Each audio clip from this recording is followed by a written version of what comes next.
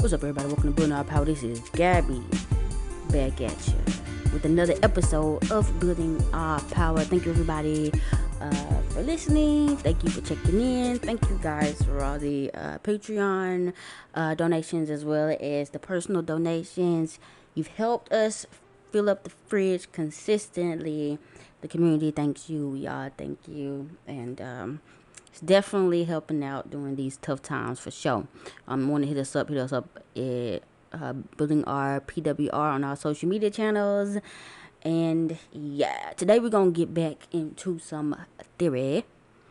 Today we're going to be reading this article / book, An Organizing Manual for Community Activists by Lorenzo Kom'boa Ervin.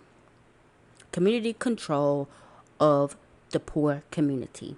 And I think this is really good, especially if we're talking about Black August, honoring George Jackson. If you don't know, we read through that entire book the past year. I think it's good to just continuing that same vein of organizing and next steps, and how we can actively engage and organize our communities.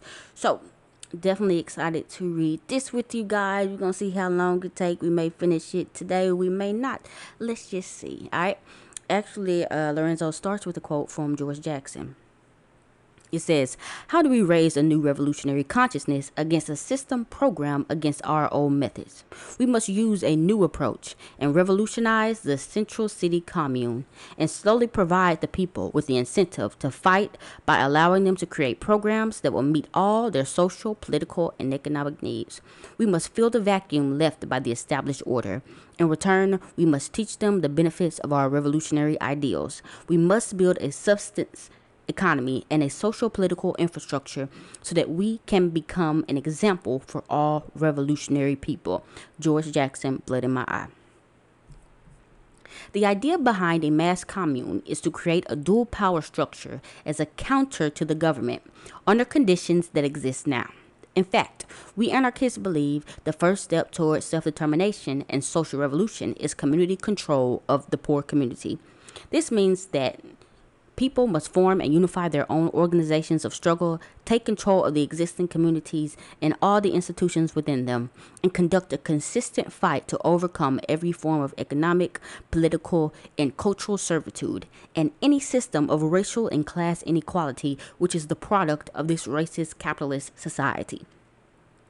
The realization of this aim means that we can build communes that will be centers of counter-power and social revolutionary culture against the political power structures in the principal cities of the world. Once they assume control, such communes would be an actual alternative to the state and serve as a force to revolutionize people and, by extension, large segments of society, which could not possibly remain immune to this process. It would serve as a living revolutionary example to all progressives. There is tremendous fighting power in the community, but it's not organized in a structured revolutionary way to effectively struggle and take what is due. The capitalist ruling class recognizes this, which is why it pushes the fraud of black capitalism and black politicians and other such responsible leaders. These fakes and sellouts lead us to the dead-end road of voting and praying, for which we must really be willing to fight for. We anarchists will not give up without a fight. It will be necessary to economically and politically cripple it. We should not continue to passively allow the system to exploit and oppress us. The commune is a staging ground for revolutionary struggle. For instance, people should refuse to pay taxes to the government, should boycott the capitalist corporations, should lead a general strike all over the country, and should engage in insurrection to drive the police out and win a liberated zone. This would be a powerful method to obtain the demands of the movement and weaken the power of the state. We can even force the government to make money available for community development as a concession instead of as a payoff to buy out the struggle. If we put a gun to the banker's head and say, quote, "We know you've got the money, now give it up," unquote, he would have to surrender. Now the question is, if we did the same thing to the government, using direct action with an insurrectionary mass movement, would these both be acts of expropriation? Or is it just to pacify the community. Why they gave us the money. One thing for sure, we definitely need the money, and however we compel it from the government is less important than the fact that we force them to give it up to the people. We could then use the money to rebuild our communities, maintain our organizations, and care for the needs of our people. It could be a major concession, a victory. Okay, so he's talking about one of the methods he sees as a potential for us in the communities as far as, you know, causing the economy to suffer. And as a demand, be like, hey, you have to fund these communities. You have to do this. You have to do that before we go back to playing the game. And he says it's not a payoff or a way to shut things down. It's just a way to get money from the government and to get them to do what you say. Now, I think it's a good idea, and it's something that you may be able to accomplish maybe on a little local level with your local mayor or governor or something like that. But ultimately, we know that America only speaks the language of violence, and even a little stalemate, a little general strike, is not enough to get America to act right. They will use violence to get you to pay taxes. They will use violence to get you to go to work. So, but we're gonna keep reading. But we also got to realize that people are not simply oppressed by force of arms, but that part of the moral authority of the state comes from the mind of the oppressed, who consent to the right to be governed. As long as people believe that some moral or political authority of the government has legitimacy in their lives, that they owe a duty to this nation as citizens, or even that they are responsible for their own oppression, they cannot effectively fight back. We must free our minds from the ideas of the rainbow nation and begin to see ourselves as new people. This can only be accomplished under dual power, where patriotism of the people for the state is replaced by love and support for the commune. We do that by making the commune a real thing in day-to-day lives of ordinary people. Yes, going back to the main thing, that even without the guns, for some people, the gun is in the brain. That indoctrination that we've been given since we were little babes, with our parents, with our schools, with our churches, that the authority, you need authority, you love authority, you bow down to authority. Nothing will get done without authority. That's what makes people think, like, I can't do that to a cop. I can't not pay my taxes. I can't not do that. Why not? They doing it to you. But it's a lot of indoctrination that we have to fight against, and that's why political education is so important. People have to understand. Everybody's not going to get it, but for some people it's a mental battle. So we got to fight that with facts and information. And just saying, he also saying the dual power, like seeing it in real life, seeing people come together and do things will help people start to see for themselves. You do not need an authority. You do not need a government. You do not need a leader. You do not need police. We should establish community councils to make policy decisions and administer the affairs of the community. These councils would be democratic neighborhood assemblies composed of representatives elected by workers in various community institutions, factories, hospitals, schools, as well as delegates elected on a block basis. We must reject the councilors and other politicians or government bureaucrats as a substitute for community power. We must therefore have community control of all the institutions of the community, instead of just letting the state decide what is good for us. Not just the jobs and housing, but also full control over schools, hospitals, welfare centers, libraries, etc. must be turned over to that community, because only the residents of a community have a true understanding of its needs and desires. The community councils. I don't know how I feel about that. And that's okay. We ain't gonna agree with everybody and what everybody says. Not saying there doesn't need to be some type of governing, or not even not a governing thing, but there needs to be some system in which ideas are expressed and ideas get implemented and ideas get um, debated and voted on and stuff like that. But the idea of community councils to make the policy decisions and administer the affairs, I feel like we're starting to get to a hierarchical type thing, and it's starting to get a little bureaucratic. I feel like the more people you get, the more hands that it needs to touch in order to be implemented, the more chances it's got to become corrupt. And not saying that the people alone aren't going to want to vote on some terrible things and get some terrible things done. I don't know. But I don't know. I'm thinking as far as myself, as far as social wise, being a non binary black person, being seen as a woman by some, as a man by others. I know if we were to do a majority vote right now, or even to have some type of representative government, that a lot of these people would vote for my demise, or vote to get me eliminated, or vote to get me ostracized, or something like that. I don't know.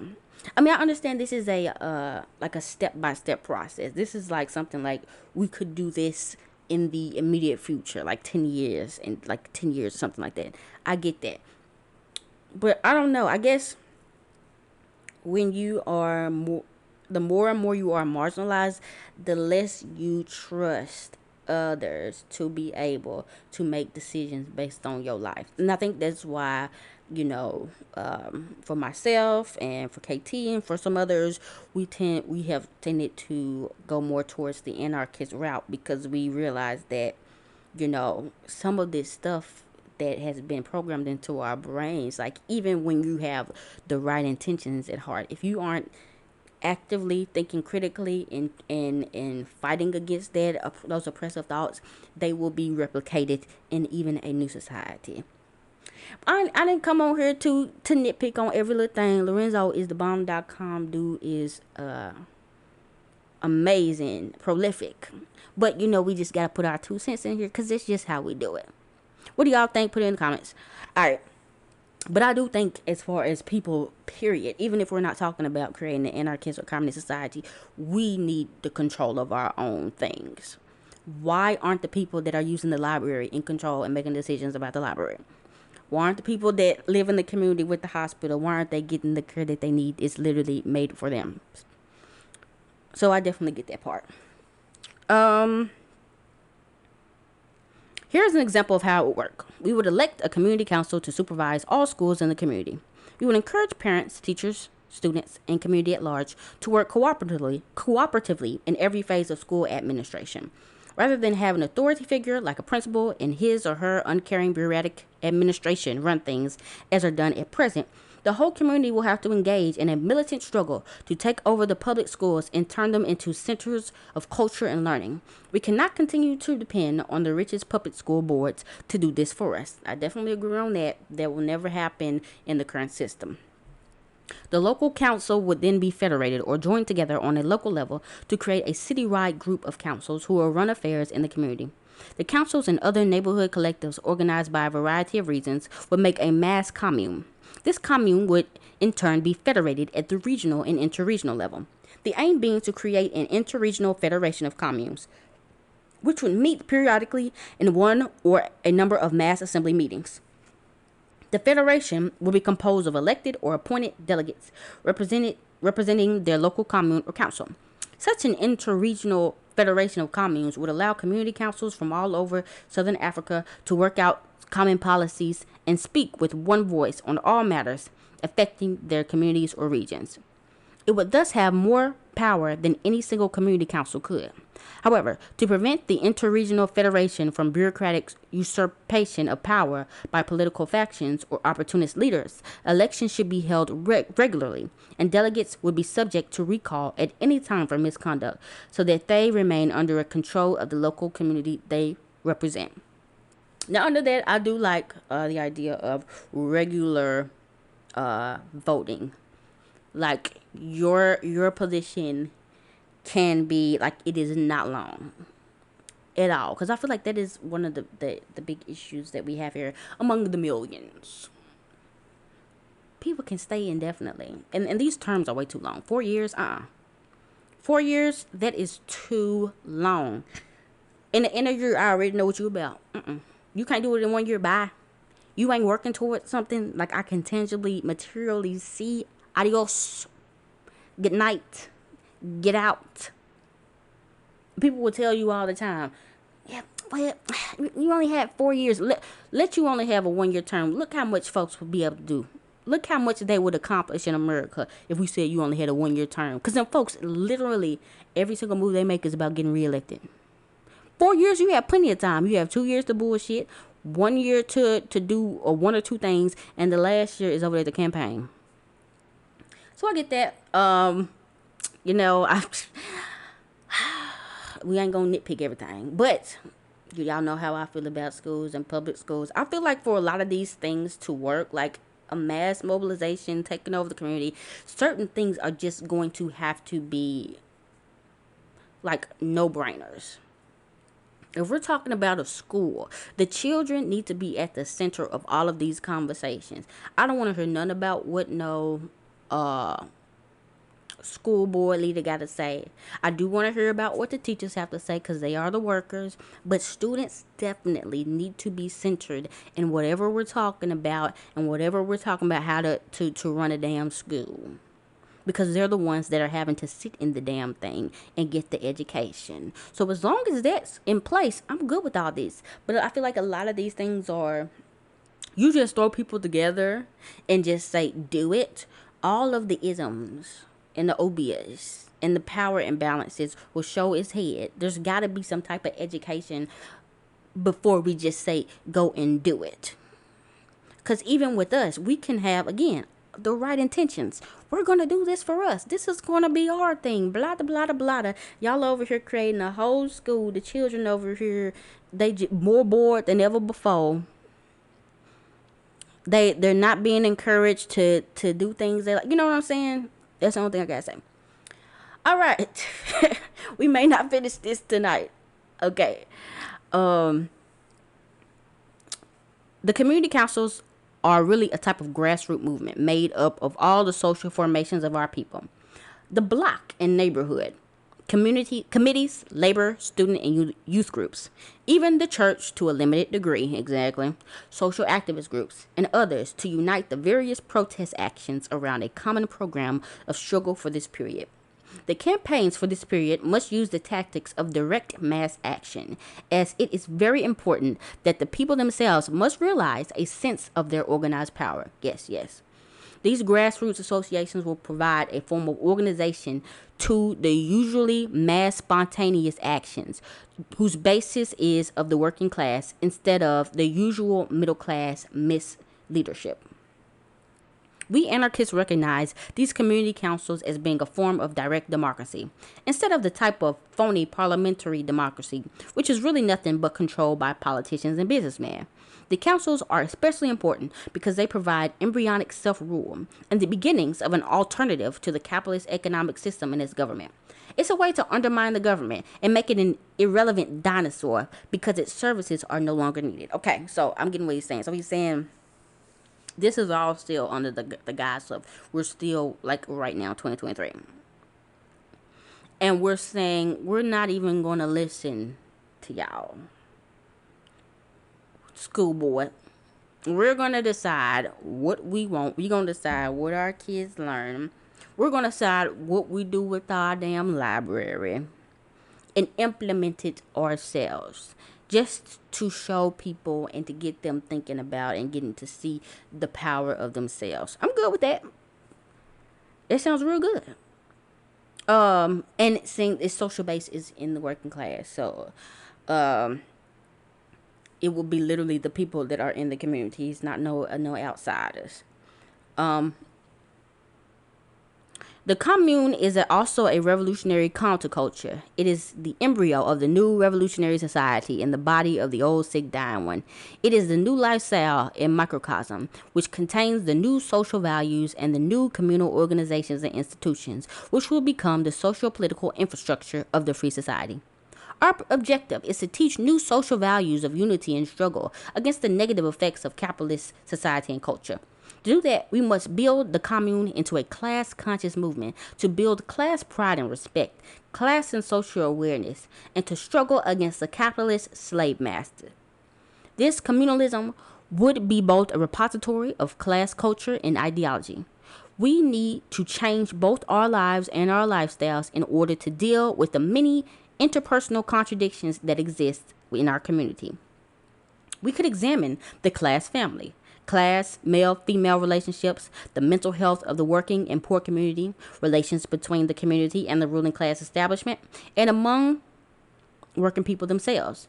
We would hold class consciousness raising sessions in schools, community centers, prisons, and in the poor communities all over Southern Africa, which would teach our classes history and culture. New liberating social ideas and values to children and adults as issues of the day. Our people must be made to see that self-hatred, disunity, distrust, internecine violence, and oppressive social conditions among working and poor people are the result of the legacy of slavery and the present day effects of capitalism. Finally, the main objective of the working class revolutionary culture is to agitate and organize working class people to struggle for their freedom. So definitely, I think that's number one. I think, yes, people need to know why we are fighting, because I think that is and what we are fighting for, because I think that is the issue we've been having always. When there's the mobilization of the people, people are angry, people are upset, and all these things. People are out in the streets. But it's like without education, it's just like I'm out here. I'm angry. I might hit a cop. I might throw something. I might burn something down. But I don't know that there are solutions. And I don't know that there is a way to progress past step one. And I think even for just everybody, we're always learning. And that's something that should never stop. Even if everybody is totally woke and everybody understands all the oppressive system, yada, yada, there's always room for growth and there's always room to learn new things. So I definitely like that. Of course, that's what they should be. The library should already be a place of a political organization, as well as our community centers. And if you want to engage the churches too. So definitely down with that. We need to counter class self-hatred and frivolous party mentality. We also want to end the social degradation of our community and rid it of drug addiction, prostitution, class-on-class crime, and other social evils that destroy the moral fiber of the poor community. Drugs and prostitution are mainly controlled by organized crime and protected by the police, who accept bribes and gifts from gangsters. These negative social values, the so-called dog-eat-dog philosophy of the capitalist system, teaches people to be individualists of the worst sort, willing to commit any kind of crime against each other and to take advantage of each other. This oppressive culture is what we are fighting. As long as it exists, it will be hard to unify the people around a revolutionary political program, for sure, 100%. 100%. And I think it's interesting, yeah. You know, I've never been on the streets, never claimed to have been on the streets. You know, I'm privileged in that fact that I've never had to sell drugs, never had to be a sex worker or any of that stuff. But just from listening to the stories from people who have, something that comes up a lot is that you cannot trust anybody. You can't trust your mama. You can't trust your daddy. You can't trust your best friend, because there's ops everywhere. Somebody is always plotting. Somebody's always trying to take, because it is a desperate environment in which all resources are literally, it's like a drip from a leaking faucet, sparing. Everybody's struggling. Everybody's trying to survive. So any way to get money, any way to, you know, feed yourself, clothe yourself, make it out the hood, get some type of self-respect, anything, people gonna do it by any means necessary. And that causes us, because we are in this type of society, to be extremely individualistic. Extremely. Because it would seem like, logically, if you see everybody in our community, we are struggling. What can we do as a unit to find a way to, even if we're being capitalists, get money? To find a way to use the gifts that we have to better our lives. But no, capitalism says you will be the one, because a couple few can make it out of here. Only a couple few can have a nice house and have a nice car and they have enough to feed their family. Everybody can't do it. So you gotta make sure that you're the one on top. Frick everybody else. And it's a bare bones view of that capitalist lifestyle.